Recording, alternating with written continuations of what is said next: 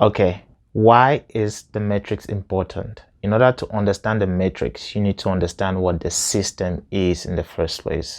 Now, we've defined the system. It's a standalone entity. Now, what is the matrix? The matrix is actually the world. What do I mean? The world is made up of systems. You have governments, you have countries, you have all the way down to schools, you have banks, you have businesses, you have continents, you have alliances, you have families, you have all kinds of subsystems within the system we call the world. In order for you to understand what the world is, it's a two-part process. You need to apply a top and bottom approach. So you need to view the world as a system. However, you also need to understand what your subsystem is. But if you just say the world is a system or the world is the matrix, that's a little bit too abstract. So you have to contextualize what is the world. As we know it pragmatically, the world is our planet. So we have a planet, it's called the Earth. It has land, it has water, it has ecosystems. Okay, that's the natural systems, the weather, the sky, that's the earth. Now we have society, we have men, we have continents, we have countries, we have within those countries, you have government, you have different cultural groups, you have social groups, you have different category of systems. So there are some systems that are bigger than others. So you have systems and so on and so forth, all the way to an individual.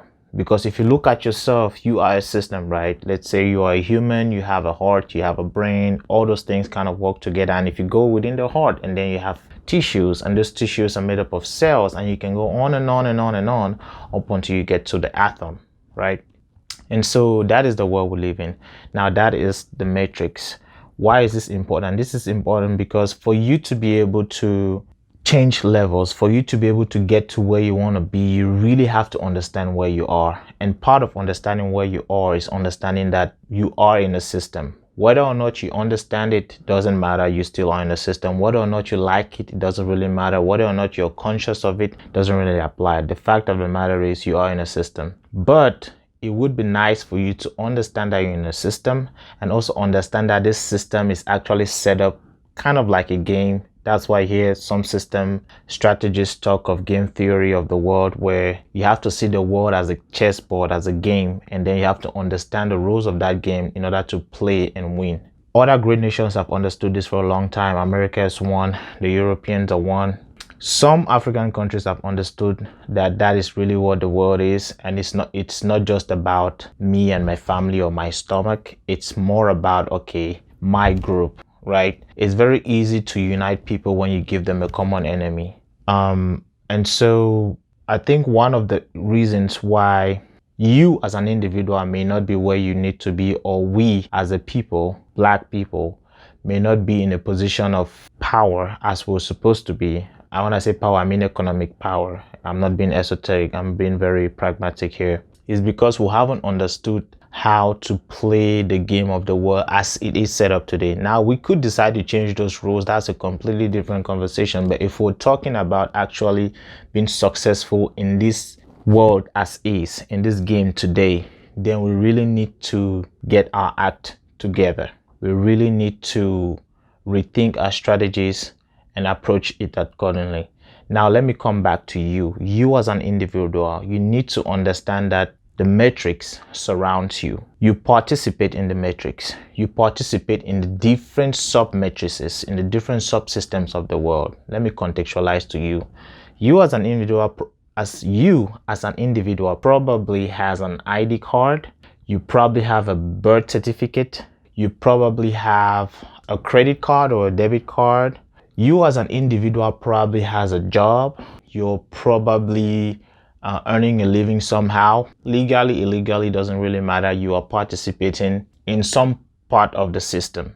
And so the capacity in which you're participating in the system, that's essentially your user role. And that's kind of what this is all about. So you need to understand that you have a user role, whether or not you realize it or not. And we have multiple user roles at the end of the day. There's nobody that has just a unique user role, but we have user roles that are more important when it comes to the system, the subsystem, and the bigger systems with respect to you versus other user roles. For example, you as an individual has a name. Did you ever think about, or did you ever consider the fact that if you didn't have a name, if nobody had a name, do you imagine how difficult it would be to communicate? Imagine walking in a room or trying to call someone that doesn't have a phone number. You know the person exists, you know the person is somewhere, but you don't have a way to identify that person. It becomes very difficult. An identifier is so trivial, but it's so fundamental to defining your user role. And typically your user role takes the form of an identifier. What do I mean? Take the case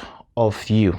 You have a birth certificate. When you were first born, that's the first thing you did. They gave you a name. They have to understand your gender, your sex. They give you a name. They document all of that information, and that becomes what you call your birth certificate. Then once you get older, eventually you get an ID card, a national ID card, and then sometimes some people go ahead and get a passport. You go and get a bank card. That's why in everywhere you go, right? If you go to a bank to open an account, you go to buy a car, you go to do anything, guess what's the first thing they ask you? When the cop pulls you over, what does he want? He wants your ID. Your identifier, as trivial as it is, essentially it's what your user role is. You have many user roles. You have the user role of a child, you have the user role of man, you have the user role of woman, you have the user role of person, you have the user role of brother, of sister. All of those tags are kind of identifier.